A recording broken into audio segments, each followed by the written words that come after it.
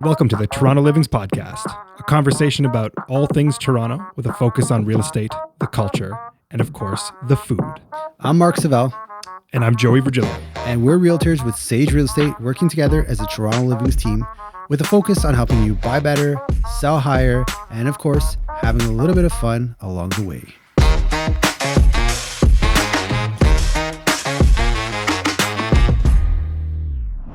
All right.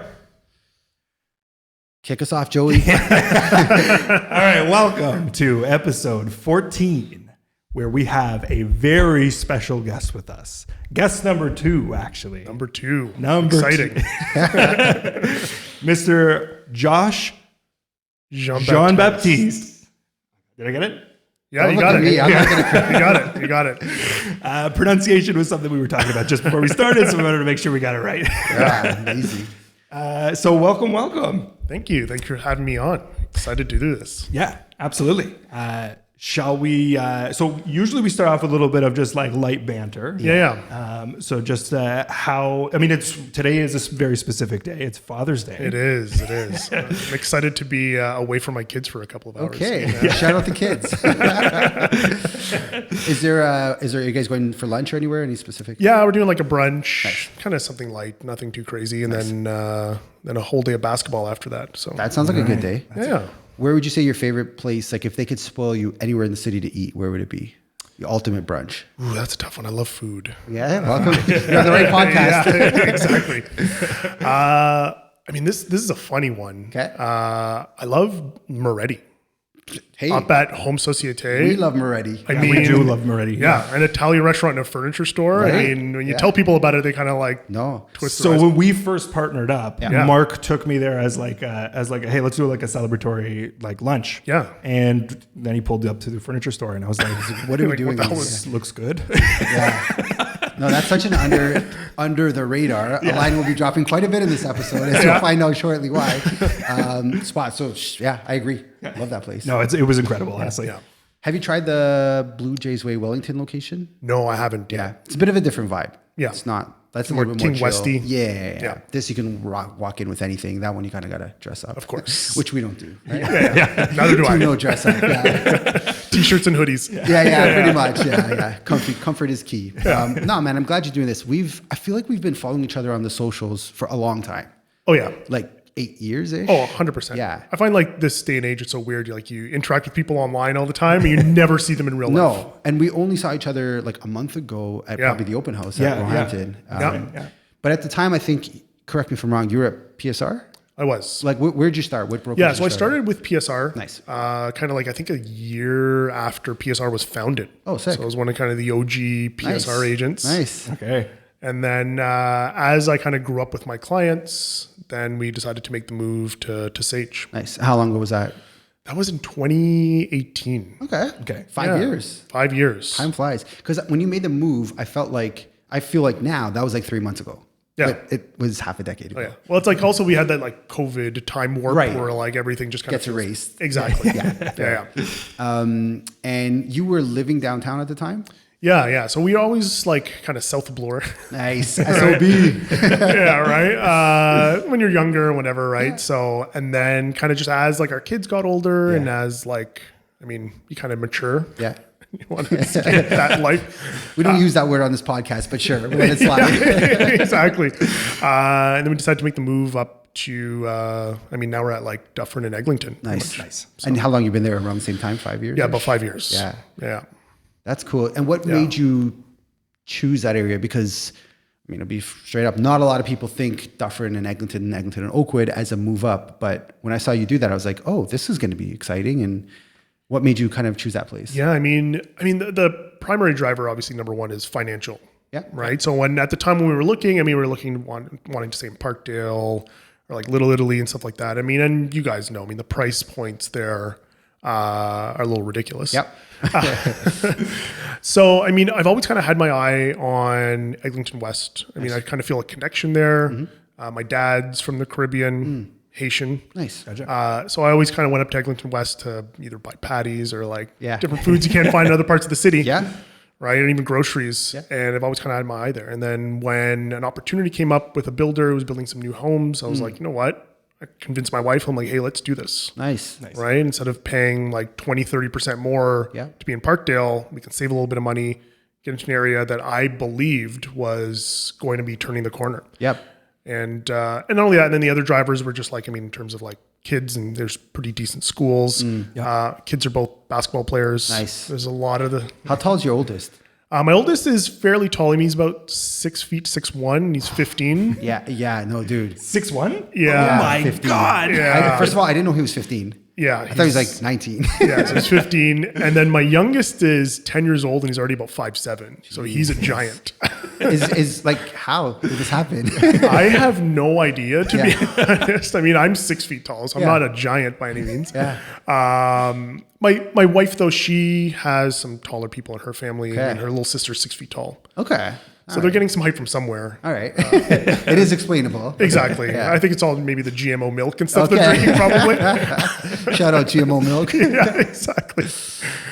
That's amazing. And so both boys are in basketball. Both in basketball. Yeah. And they, from what I see on Instagram, seem like high level. Very high level, yeah. So my oldest, he plays prep school basketball. Wow. So he was at Royal Crown Academy last year, and now he's moving up to Orangeville Prep, living on his own in a residence at 15 years old. 15.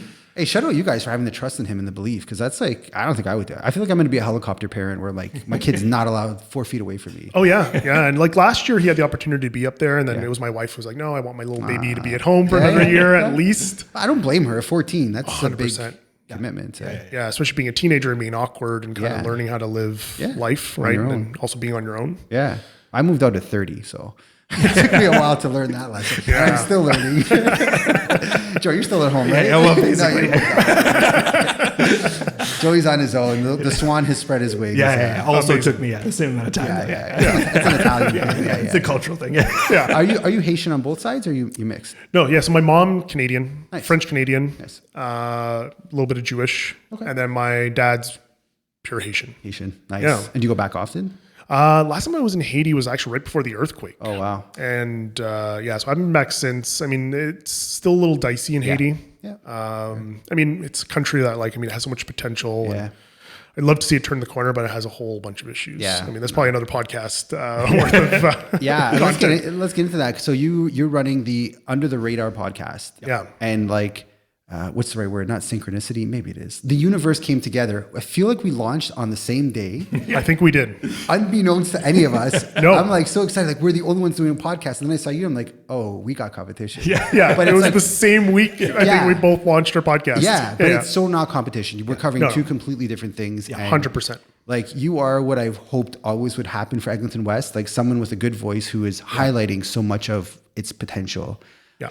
I've lived there my entire life. I was born, I moved there when I was like 3 years old. So my whole life I spent there. And it always frustrated me that nobody was really giving it the attention it deserved. And I remember growing up, Cardinal Official did his videos on Eglinton West. Yep. Vince Carter would come through, and that meant the world to us growing up there. Of course. It was somebody acknowledges our little pocket of the city and somebody on a really big stage. Yeah. But those moments come and go. And what I like is your whole marketing effort is highlighting or spotlighting all that Eglinton has to offer. Yep. Yeah. So talk a little bit about that. What's the podcast? What's its trajectory? What do you want to kind of accomplish with that? Yeah. So, I mean, the idea with the podcast was, I mean, as you eloquently said, was highlighting some of these areas that people just don't necessarily think about, right? I mean, if you think of real estate, the way we do it, I mean, someone may have a condo, and then when they decide to make that move up the first thought is always to move to the suburbs, right? That's the only place that's affordable to buy a family sized home. Mm-hmm. And I mean, I did it personally. I was when I was time for me to move out of my condo, we made the move to Fairbank, right? Which is in Eglinton West. Because again, we could find a house and a backyard and space. I mean, we have 2,800 square feet. Mm-hmm. So over the years, I've always had this kind of idea of highlighting this area and showing people that you can do what I did and do what a few other people have done. But I think there's so much more potential for more people to do the same thing, right? And I mean, Eglinton West, and I also kind of focused a little bit in Weston as well. Mount Dennis. Yeah, Mount Dennis. I mean, there's a negative connotation kind of attached to these neighborhoods. Some of it sure is fair. A lot of it is, I mean, just Overhyped. Exactly. Yeah. Yeah. Because it's not as bad as like the media or Makes people it seem- make Look, it to seem. 38 years. I now live a block and a half from where I was, grew up. Yeah. And I think the biggest issue we have is just letting people know that like once you can get past what people say about it, like there is some really cool gems along the strip, and like the 100%. food scene is out of this world. There's this whole when they want to change it to Little Jamaica, and there's some pushback from the residents. I'm all for it. I think the city is big enough to definitely have a Little Jamaica. 100%. But it's about making people feel safe on the strip, and I think that's the one hurdle that we really got to get over is addressing some of the safety concerns of it. Definitely. But once that's addressed, to the moon. 100%. Right.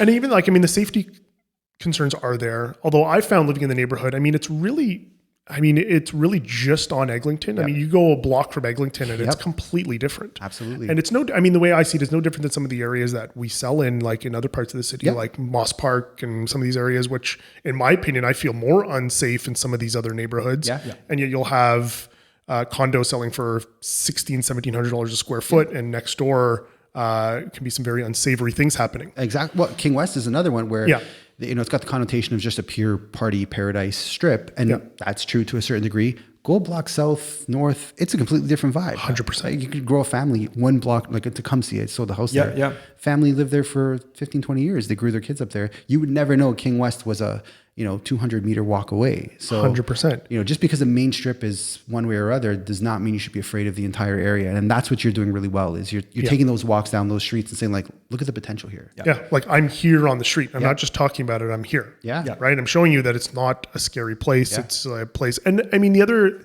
part of this whole thing is that once you get more people accepting these neighborhoods and moving to the neighborhoods, then they become there's more advocates for the neighborhood. Right. Yeah.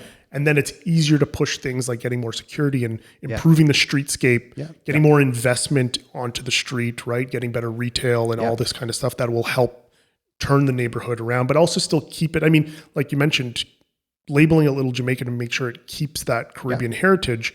But if we have more people moving to the neighborhoods, become more advocates, right? They can push the city councilors to have more investment into the neighborhood. People getting in right now, I mean, they can really help kind of push that change. Yeah. And it's interesting, like, I think as we're learning, as the city grows into this world-class environment, that things evolve and change. When I was a kid, my nonna lived off of St. Clair and Oakwood area, and that was a second Little Italy. It's not that anymore. I mean, it still has the Italians that living there, but that's the natural evolution of the strip. But it took that first defining moment of the Italian culture to get the people to come, and then it kind of evolved into what it is today. And it's a mixture of all different types of restaurants and places. But I think the key thing is like getting that commercial strip right will determine the whole next steps. Exactly. And like we live in the area for what it has to offer. So if you can pull that off well, sky's the limit. Yeah. And it's like Randy's Patties is an institution. Of course. They're closed now, but they had like a good 30-year run of lineups every single day, every single weekend. For sure. And then when they were closing, I mean, they had a lot of very high profile people willing to step in and try and save it. Yeah. I think they just wanted to retire ultimately, right? But it shows, I mean, there's still a bit of a spotlight on Little Jamaica. And I think like if we can get more opportunities like that where like big high profile people are willing to kind of speak out to save some of these institutions in the neighborhood, it'll help. And then we have the crosstown that's finally almost completed, which I was about to bring that up. Should hopefully start helping some of that change happen. For sure. Because it could bring people in exactly from other neighborhoods to kind of get off the train, check out what we have to offer and take in the area. Yeah. And it makes it more accessible. Yeah. Right. Exactly. Especially to people without vehicles. Right. I mean, because taking that Dufferin bus. Ooh, that's a grind. That's more than a grind. Yeah. 29 Dufferin. Shout out to 29 Dufferin. 63 Ossington. Let's see how the Eglinton West one. Yeah. It's bad. It is rough. Once that subway opens, I mean, that's another thing that's going to unlock the neighborhood. For sure. Especially with all the new development coming in. Yeah. We'll likely have some better retail. I truly believe that, I mean, there is a pathway for Little Jamaica and the Eglinton West to really be kind of that new up and coming area, like, let's say like a Bushwick in Brooklyn, for 100%. example. I mean, I equate kind of the old city of York to Brooklyn in many ways. Even the demographics are very similar. So I kind of feel that it has that same trajectory. It's there. We just need to start really pushing it. Yeah. And it's guys like you who are doing, God's work of getting the word out about, maybe a little over the top, but it's like, I'm just so happy that you're doing this. And your podcast is officially called Under the Radar. Yep. You're on YouTube, Spotify, all those fun. Not on the audio. I mean, there's a couple of episodes on Apple Podcasts. I'm still trying to get it up. The audio version's kind of perfect before I get it up there. But right now it's primarily YouTube. Okay. Yeah. And then I promote it a little bit on Instagram and TikTok. Yeah, so just search up Under the Radar on YouTube is probably the best avenue to find all the content. And I watch them all, man. Number one fan right here. Thanks. Give me some swag, some Under the Radar swag. But no, I watch them all, and like I pass them to my clients because I'm like, he's saying what I've been trying to say for so long in a way that really captivates the beauty and the magic and the future potential. And I don't want to get too much into the weeds of your personal business, but you bought 5 years ago and recently sold. We don't have to get into the numbers. No. I know the numbers. Yeah. You did well. Oh, for sure. And my wife and I had that conversation because some of the houses we were looking at in the Parkdales and Little Italy's, there's no way from a percentage standpoint, there's no way we would have made the return that we did. Right. Huge point right there. Buying in Parkdale versus buying in Fairbank. I mean, we beat the market by significant margin. Yeah.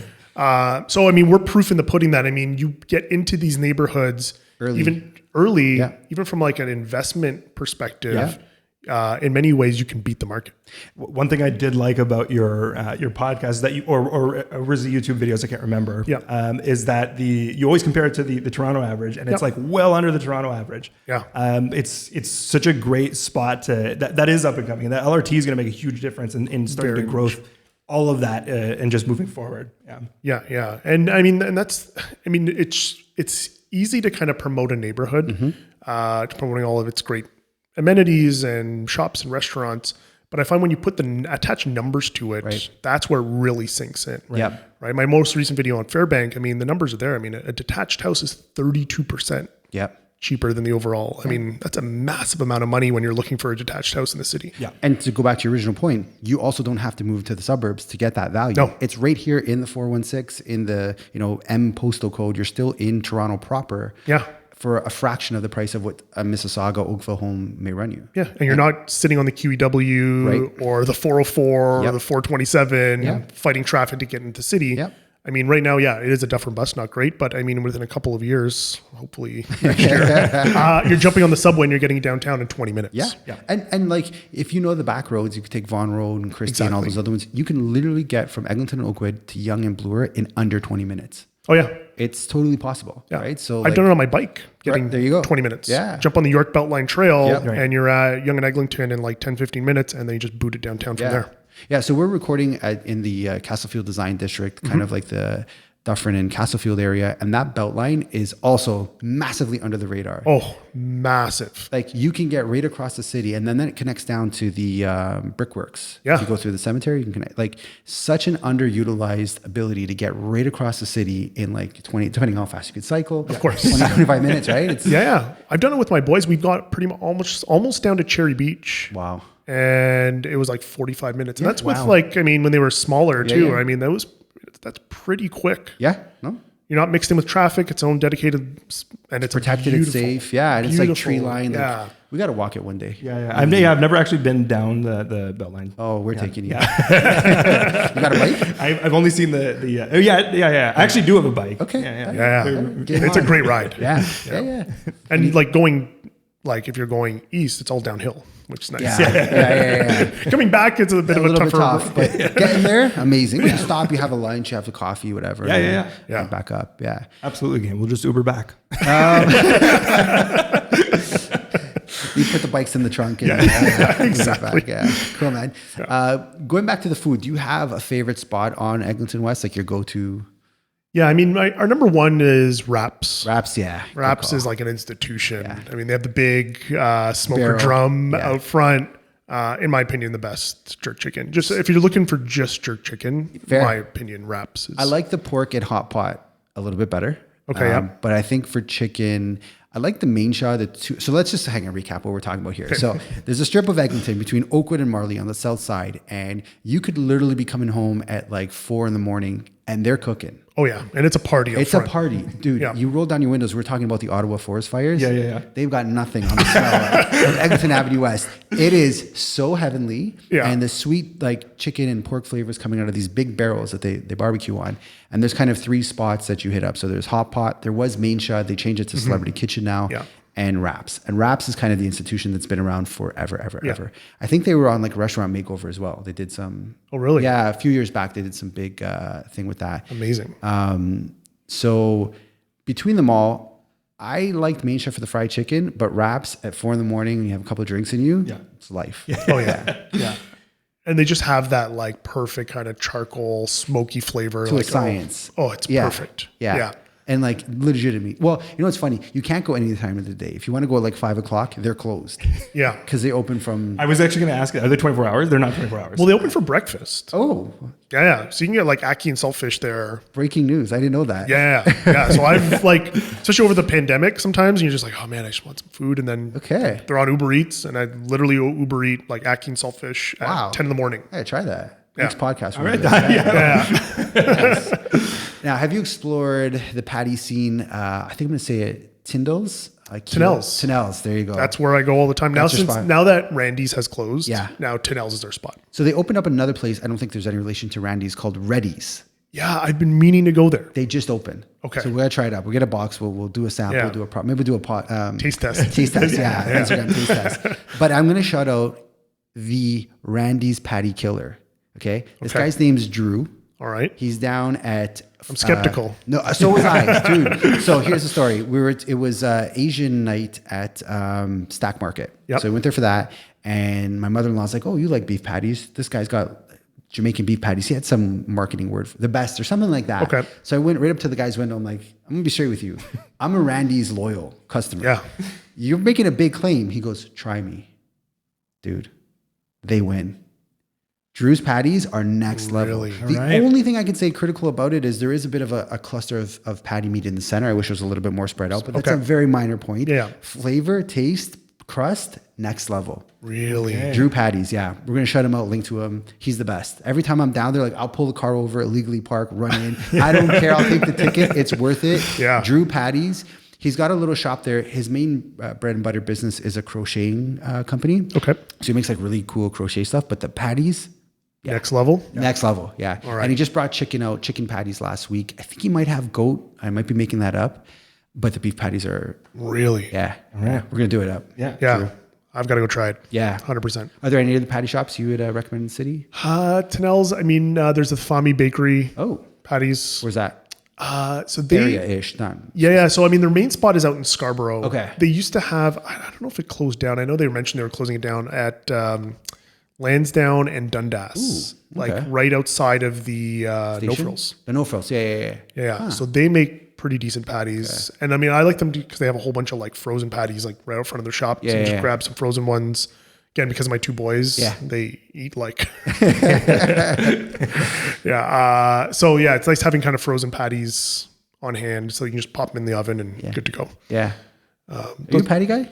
No. Really? This is such a heavy duty patty conversation. Man. I don't. Yeah. I mean, I got to try these. Have you ever had a patty? To be honest with you, I might not have. Ooh, wow. Yeah, I may not have. Your life's about to change. Yeah, I'm gonna get opened up to this world. College, university days, like I was like pretty much sustained on patties. Yeah, I know. Well, they're all the essential food groups, I think. Oh, yeah. We did have them in our cafeteria at high school, believe it or not.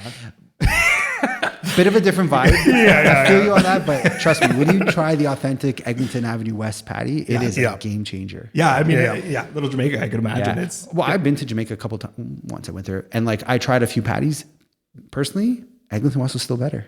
Yeah. They didn't match up to it. I don't know if is a Jamaican patty a thing? Like, is that what they're known from, or is it like a hybrid? But I mean, actually, every island almost has their own patties. Their own version of it. Okay. Yeah. So even in Haiti, they have a patty, but because Haiti was like French colonized, their patties are like much more like a fluffier pastry. Okay. So it's almost like a croissant pastry with like a meat filling. It is. Can we get those here?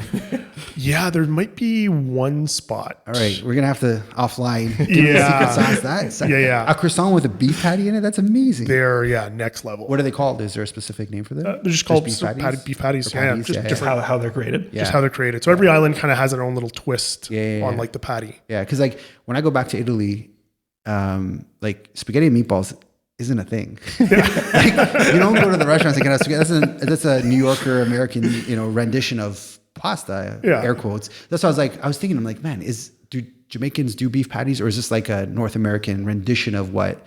And who knows the answer to that? But I mean, I believe so. Okay. Like I know, like at least in Haiti, for example, they do patties, and that's a thing. Yeah. I haven't been to Jamaica personally, but I mean, friends that do, like, it always seems like they do have patties there. So they definitely do. They just not sure where they came from. Are much better. So is there any Haitian spots you want to spotlight, or any like Haitian food in the city that you think people should be turned on? Yeah, I mean, Haitian food is tough in the city. I mean, there's not a lot of Haitians in the city. There's one spot out in the east. I mean, a lot of the Haitians are in the east end of the city. There's a few in the west. There's a place called Boukan. Okay. It's on Danforth. They used to be on Kingston Road, and they moved to Danforth. Really, really good Haitian food. Okay. We're gonna have all these in the show notes. So there's a chef. She does kind of like catering food called Josie's Creole Pot. Oh, nice. Yeah, I actually found her out when she had a little booth at the Little Jamaica Farmers Market. Nice. So I saw this booth and I saw she was selling like pickles and all these Haitian things. I'm like, are you Haitian? Yeah. And then she does just kind of a lot of catering. Is the market coming back this summer? I believe so. Yeah. So let's talk about that. So what they did was there's a laneway behind Eglinton Avenue West. And fun fact, I used to go back there to get free beef patties as a kid. Amazing. So when I was young, what they would do is if you were a student, like in grade school, you can go there and they'd give you like free lunch type of thing was the incentive. So we'd get Randy's patties for free. The problem is that laneway has become a little bit unsavory in the years, and there's lots of drug use and selling of drugs and all that stuff that comes with it. So the residents kind of got together and decided to really beautify the laneway and make something out of it. And now it's known as Reggae Lane. And about 2-3 years in, I think just shortly after COVID, they started doing these farmers markets every weekend. So what Josh was referring to is this cool farmer market where they're really bringing the community back into the area and kind of giving it a usable space instead of just for nefarious things. So shout out to them. It's a really cool spot, and I'm definitely going to check. Yeah, and it's a busy market. It is. I try to go almost every single weekend that it's on. And it's just a way to support it and also just enjoy great food. Yeah. Well, have you ever tried sugarcane? No. Have you? Raw sugarcane is the best. The best. You just chew on it. Oh, okay. Yeah. So let me explain to you what this is here. I'm getting taught today. Oh man, it's legit like a long pole or a cane. I guess is the looks like a bamboo pole. And you take a knife and you just literally cut off strips of it and just suck on it and suck the sugar out of it. And it is the greatest natural sugar high you can get. It is beautiful. Yeah. How big? Wait, it seemed enormous. Well, it can grow as high as I'm making this up, but I'm going to say 5 feet. But you buy them usually like 2 feet sticks. Okay. But they're thick, right? They're like if I hit you, it hurts. Oh yeah. It's like a bamboo pole. It's gonna hurt you. As kids, we used to like battle with them and then eat them, or eat them and then get sugar high and battle with them. Yeah, exactly. I'm not sure what came first, but that's like everyone needs to try sugarcane once in their life. Yeah, absolutely. Okay, I'm coming to this market. They have them at the market, I'm imagining. You buy them like year round on Eglinton West, but at the market you'll have guys who bring fresh produce that you can buy, like some of the Caribbean food that you don't typically see in the supermarkets. They'll be selling. Okay. Mangoes are great. Lychee nuts. I saw some guys would sell lychee nuts. They're like incredible. Fresh Scotch bonnets, like big ones too. Really? Have. I gotta tell my dad about that. Hot peppers. Loves that. Cool, man. Where are we at here? Do you have any questions for Josh, Joey? Not to put you on the spot. No, that's fine. Let's keep it let's keep it light and breezy right now. For sure. Bring if you had other than where we've been talking about the last little bit, if you had an ideal, like I guess next step, if you were to pick a favorite neighborhood that you would like to, let's say dream neighborhood, dream house, and or like lifestyle that you're aiming for. Okay, that's pretty easy because there's one little pocket. I'm always dreaming. There's this little pocket of Keelsdale. Nice. Right next to Black Creek. Yeah. Okay. So it's just kind of north of Eglinton, south of Trethewey. Yeah, Trethewey. Yeah. Actually, just north of Trethewey, actually. And there's this little pocket where there's all these like mid-century modern homes built in like the 50s and 60s. Yeah. And there's a couple of them that just back right onto Black Creek, massive lots, and kind of like your traditional like 40 to 50 foot frontage, mid-century modern. Again, in one of the under the radar neighborhoods. And that's the dream, like a mid-century modern home that I could go in, hopefully get one that hasn't been touched. I'd love to get like a time capsule, like right out of the 60s, 70s. Shag carpet, sunken living room. 100%. Right? And not over renovate it. Try to keep a lot of those original details and just kind of update it with modern convenience. That's truly the dream. Yeah.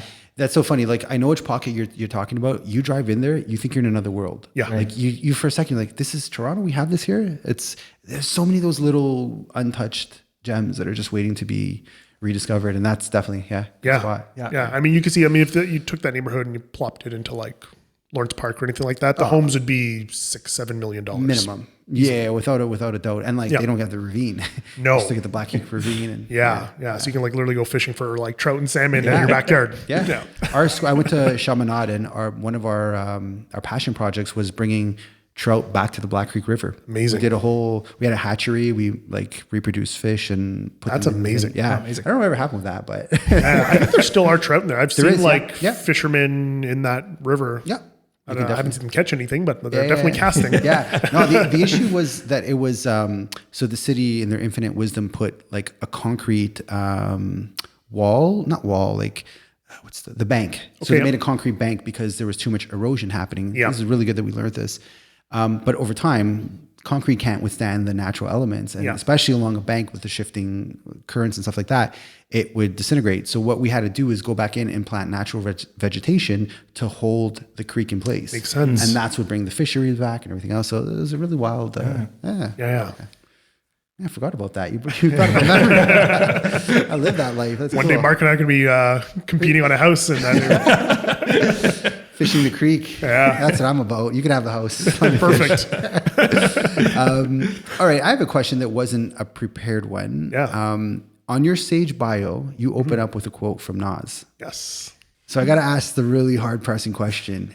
Jay-Z or Nas? Oh, it's Nas all day. It's not even a... Joey, keep us apart. I'm Team J all day. I love Jay-Z. Fair, and I love Nas. I don't know. I connected with Nas ever since I was young. Okay. I think because again, like even personalities, Nas is a little quiet, introverted. Okay. I was a quiet, introverted kid. Are you a Virgo? No, I'm a Sagittarius. Okay. So actually, I share the same sign as Jay-Z, funnily enough. But I'm a Virgo. Share the same sign as Nas, but like funny. Jay-Z. That's so funny. We just discovered something new. Joey, what are your thoughts on rap? We're bring it into the... We're talking about the Strokes, or... Well, Julian Casablanca said there's one line that knocked my socks off. Well, there was that Linkin Park Jay-Z album. There was a collab. You could give some commentary on that if you'd like. What, Linkin Park? Sure. Yeah, I also don't love Linkin Park either. Have we defined, we know we like the Strokes, but have we defined your music genre of choice? Because I play some music in the car and I'm trying to figure out what you like, and you never... Oh, where I'm at? Yeah, I can never figure it out. Oh, I'm rock side all day. Heavy rock though? Not heavy rock, no. It's always like grungier, like dirtier stuff. Give us some examples. Messy things. Okay, so like one of the big ones, Jack White, like early Jack White, early White Stripe stuff. Also like Cage the Elephant, if we're talking like big bands. But then when I was in the music scene, I got really into more like independent stuff. Okay. So stuff that high art level stuff. Yeah, there's the highbrow rock. Like if they're on Spotify, you don't want to hear them. Let me lift my nose. There you go. So it's been a lot of that stuff. Just anything that's messy and confusing. That's what I was always into. Okay. Yeah, amazing. And back to Nas. Sorry, we're gonna go back into go for it. Like Godson's album. No, Godson was an album, right? Godson was an album. Yeah, that's after his mom passed. Yeah, that was probably my favorite Nas album. It was very introspective. Yeah. A lot of good tracks. Deep diving. Yeah, I think the tough thing with Nas, and this is the tough thing with Nas. His beats selection has always been a little touch and go. Yeah. But lyrically, I don't think any rapper can really touch Nas from a storytelling perspective, right? Jay-Z will always have the punchlines and the bars, right? Always off the top of the head. Yep. Nas, he writes. He writes. Yeah. Right. So there's always a structure to his raps, and like he really paints a picture and tells a story. And I think that, I mean, it's still untouched to say. I don't think anyone can really match Nas's level of kind of storytelling and the way he presents. Yeah, he goes deep. There's Very a depth that very few rappers, I think, on the mainstream level. I'm sure there's some like not so mainstream that do similar, but he straddles that line of he can go really deep but still keep it light. Like you still want to listen to it. You're not like really thinking about your life after it, right? Yeah. He's got that one track, Book of Rhymes. I think that's on Godson. Yep. And that's when I was really like, he's got a book of his rhymes and he's reading all the cuts that didn't make a final album. Oh. Yeah. And I was that's like, such a good concept. Yeah. Right. And I remember I was in the car and I was like, oh, this is good. This is back when we had CD players with the tape deck plugged in. Yeah. Well, even the track, like, I mean, it was a pretty big commercial track, but it still blows my mind that he was able to write this, was Rewind, where he literally tells a story in reverse. Yeah. Oh. Which is wild. Yeah. So a song or album? It's a song. Okay. A song. And he tells the entire story in complete reverse, but it's like perfectly in reverse. Oh, that's really cool. And it rhymes and it hits all the punchline. It's wild. That's cool. Yeah. Good, interesting concepts. Like I'm drawn in right away. Yeah, no, it's I wish I had more supporting points for Jay-Z right now. You kind of beat me on that. They can't compare in the depth. I mean, like you said, Jay's got some lines where you're just like he's got this, I think it was on 444 where he's like, I Freudian slipped in European whips. And I was like, I like punchlines. Yeah, short and sweet, like just, Yeah. And I think there's my opinion, there's a synergy of the Biggie Tupac era where they're both East Coast rappers, but Biggie and Tupac, you definitely can try and compare, but you really can't compare. They just come very different. Two very different. And that's Jay-Z and Biggie. Like Jay-Z and Nas, they exist in the same stratosphere, but in two different sides of the yin and the yang of it, right? That's a perfect like comparison, right? Because again, Tupac was more of the storyteller, wanted to tell stories all the time in all of his raps, whereas Biggie, again, just punchline. Hit you after hit after hit after hit. Right. Yeah. Punchlines. Yeah, and Pac was more of a political, trying to bring up, Jay touches that on some level, but I think where he made his money was talking about Cavassier and Ace of Spades. And like, there was a Forbes article where I think on his Black album, he talked some crazy number. Like he mentioned 750 brands in his raps over his career and how much money him speaking about those brands has done for them. Yeah. Like, oh my God. And in a way, I think he's very empowering to a lot of like young Black kids listening to the music, because you finally had someone who had the confidence to speak about these things and to kind of really push different narratives, right, of becoming like rich and powerful. And and he's done it as well, right? I mean, he's one of the most powerful Black men in America. Right. So I think it was great.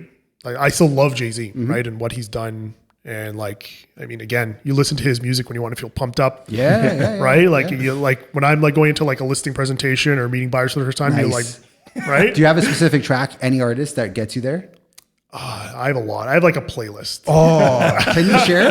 I can share it. When we have some slow months, we're going to hit you up for that playlist. And get the vibes. Like one song that I play quite a bit, one track is by Bone Crusher. Okay. Never Scared. Never Scared. What? Oh, that one just gets me going. Funny story. When I met my now wife, I used to always quote that line. Like she would say something. I'm like, never scared. What? She had no idea what I was talking about. Of course. Now she does, but at the time, I remember her asking like, why do you keep saying that? I'm like, you don't know Bone Crusher? Yeah. Not many people do. No, so no disrespect. And another one that it's more recent, but it's like by French Montana. Okay. It's Ain't Worry About Nothing. Okay. I can't off the top of my head think of that. It's another song that just kind of gets you pumped up. Okay. Right. It's just one of those ones that just give you confidence, right? Nice. Yeah. Right. Sometimes you just need that little bit of stuff, right? Give you just a little bit of extra kick. Yeah. That's something I've been doing way more recently too. Is pump up music on the way to anything. Yeah. I used to do podcasts and I'd realize how low level I was when I would go into things. Brings your mood down. It does. Yeah. What's your go-to track? I kind of flip it on. Okay, you're no judgment. No judgment. Listen. I'm still on the Blink-182 trend right now. I don't know why. A little bit of judgment. All the small things before everything about it is like, it's so like, it's such a high school side of life, but like whatever it is, the sound of the guitars and just like, there's something about electric guitars when they're just like blaring in your ears. It just like, it gets me going. Yeah. Oh yeah. My deep dark secret is Gigi D'Agostino, L'amour du jour. Like, no, you got blank stares right now. I have no idea. So, okay, did you watch Uncut Gems? Yes. Adam Sandler. Okay, spoiler alert. At the last scene, when a certain someone gets shot, okay, the song plays. This is a song I'm referring to, Gigi D'Agostino. Okay. It has no place being in that movie, but it's so perfect for the ending of it. And it was like a Euro banger back in the day. So when I need my pick-me-up, that's the one I go to. Amazing. Amazing. Yeah. I get it. Yeah. And it's like you need those tracks that like maybe aren't commercially successful to like, you just connect with it for some reason. It just gives you that pump up energy of getting her done. Yeah. You just need that kick sometimes. Yeah. Right. Yeah. Cool, man. Awesome. Do you have any questions for us? Trying to think. I mean, how are things going with the podcast? I mean, we started around the same time. I mean, I'm like sure that. you've been going through the same ups and downs that I've been going through. No one ever asked us how we're doing. Yeah, exactly.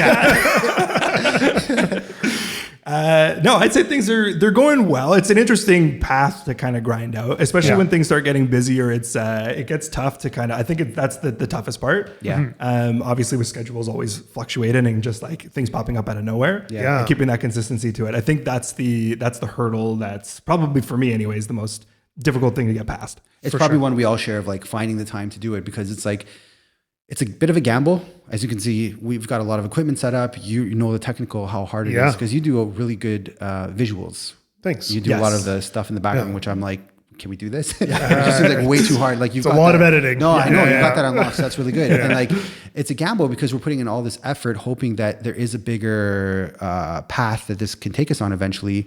But there is no guarantee. And it's like, is anyone even listening? Hello? But they are. And like seeing you do your thing, I think is also a big inspiration for us, because we're all on this grind trying to make something that people will enjoy and share a part of the city that isn't talked about. For sure. You specifically neighborhood, us kind of on the food side and kind of the lifestyle side. And like, I think these cross collaborations are so good because, and I was speaking to someone at the Sage meetup. I'm like, yo, is Josh here? I'm like, you need to meet Josh because he's doing something special. And I think you should keep doing what you're doing. Thanks. Numbers don't matter because you are definitely doing a big service to people wanting to know about value in the city. And the headlines are always too much of Toronto so expensive. Facts, they are, but they're value spots and you're highlighting them. So thanks. I would, if anything, like to see you branch into some of the other pockets of the city that also... Yeah, and those are plans. I mean, down the road, I mean, certainly have thought of it. Yeah. I mean, as of right now, it's just small team, mainly me. No, for sure. So, I mean, the plan's like hopefully one day bring on some other agents onto my team that can maybe like start to expand it to like East End, right? And again, pockets that are maybe little under the radar, like Birch Cliff and Malvern and some of these areas out in the East End, right? Again, where like the neighborhoods get a bad rap, but you go into the neighborhood and you're walking around, I'm like, this is not at all what the media portrays. 100%, man. Yep. Right? So true. Yeah. You know, it'd be cool. Like I'm kind of manifesting here. This is my Oprah moment. I would love you to have like the under the radar brand worldwide.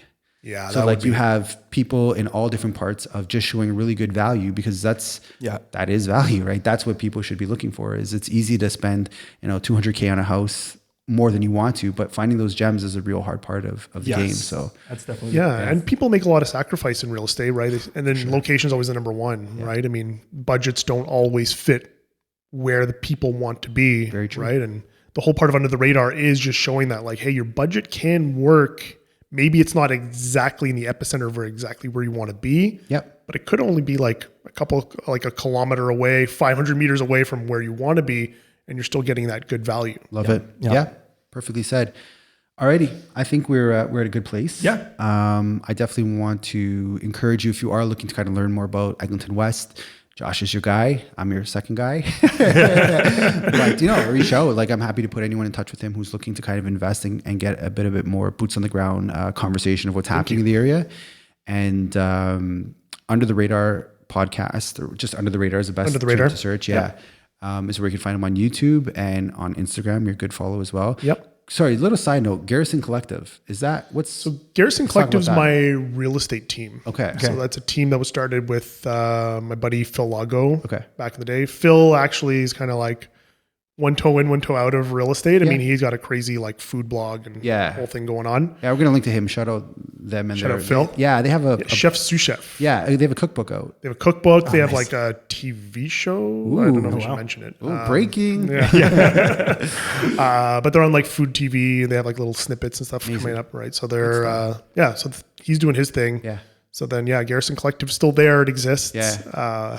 Yeah, no, I like that. I think like the collective is such an important, like it's a style of business that's not used enough in our industry where you don't have to be a team. You can have a collective of people sharing ideas and listings and supporting one another. So 100%. Yeah. So we're the Eglinton West Collective unofficially. Perfect. Exactly. All right. Shout out Jay-Z, Nas, Julian Casablanca. I think we got brunch scheduled with him shortly. Blink 182. Blink 182. Yeah, don't forget. Oh, he's having a kid. Who is?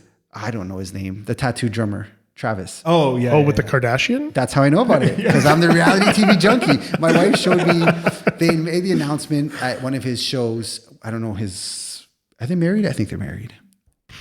Yeah, I know. Yeah. Leave a comment if they're married in the YouTube channel. I don't know if it's Courtney. It's one of the Kardashians. My wife's going to kill me for not getting this right.